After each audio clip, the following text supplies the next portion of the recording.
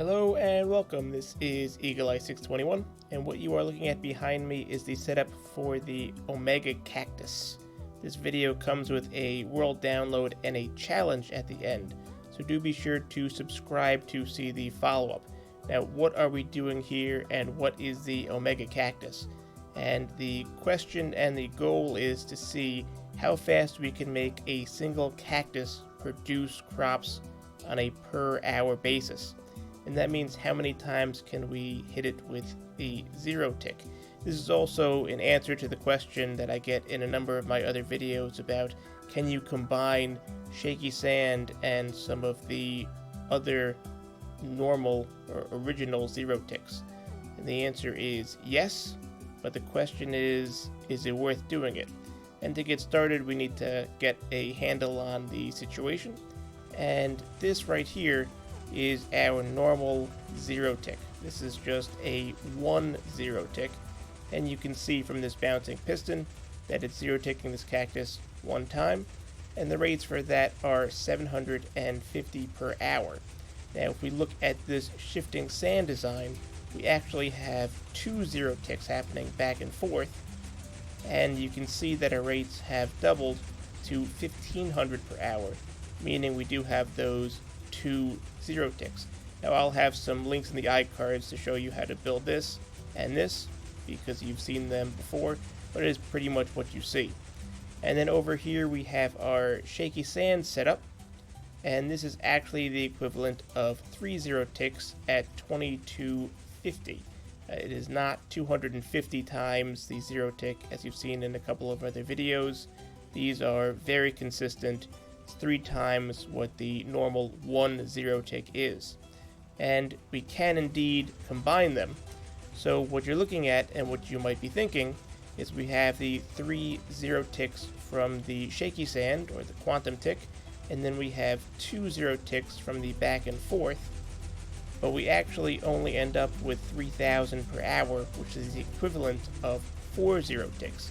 And without getting too technical, basically because one of the zero ticks from the back and forth is overlapping one of the 3 from the boat. So you only end up with 4 effective zero ticks. Now to see what's going on over here, we need to make a slight detour into this setup to talk about game timings. And Minecraft operates on 20 ticks per second, but that's only 10 redstone ticks per second. And this you see right here is an example of what's called leaf stone. And observers can detect when there is a difference in how far away a leaf is from a log. So if we push this log over, the observers will detect that there is an update. And if we look right here, over here, you can see the distance. And right now it's 7. But if we push this log over, this one changes to 1, 2, 3, 4, and so on. And this actually operates on a game tick speed.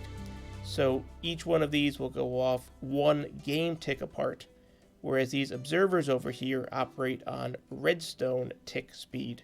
So it's 1 redstone tick each, which is 2 game ticks. And as I flick this lever, you'll see that this side will look a little bit more smooth, and this side will appear a little bit more stuttered or jittery, because this side is actually happening twice as fast. And you can see as that happens. And I do hope that the YouTube compression allows you to see that. But you can also see that the one on the left is finishing faster than the one on the right. And we can also take this, which is really a redstone signal that's operating these lamps, and put them into these timings. So you can see we have the first one, the second one, and then so on. And you can see, again, smooth little redstone bursts. And that's what this started as. As you can see, there are 2 lines. There is the green and the blue, and the idea initially was to do odds and evens and to set these pistons off sequentially. Now the way that the timing works is these bouncing pistons are locked in place by a lever, and there is a piston here getting ready to break this lever when this is activated, so that we can control in game ticks how frequently each one of these goes off. Now as you can see, I've added some orange to it try and change some of the timings around, and I've gotten rid of the second blue signal, and I've kept them all on the same either even or odd, depending on how you look at it. And you can see that they'll all kick into action sequentially once I flick this lever. And that does control the speed of the bouncing pistons. Now there's no cactus in there at this moment because when you lock them in the on position, the pistons extend and break them, but you can sneak in here to plant the cactus if I don't get bounced around by these pistons too badly.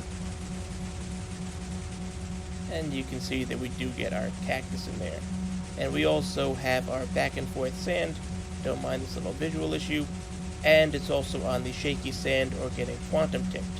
So it looks like we have the 8 bouncing pistons plus the 3 from the shaky sand and the 2 from the back and forth, but the rates that we get are 4,500 per hour, which is the equivalent of 6, even though we're hitting this 13 times.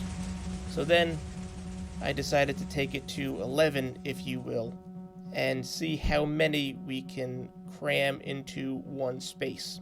And you can see the color coding, and this color coding is maintained. These blue and green circuits, which are odds and evens, do maintain themselves, and I came in here and actually numbered all of these different wool blocks to make sure that the sequence was done properly. And what I was looking for was a pattern. The pattern is 1, 2, 3. And then down the line the same thing. 1, 2, 3. All the way around. And then there is also, in the in-between, some pistons facing up. There's not much you can do about the timing of those because there's no good way around having both of these also set this off.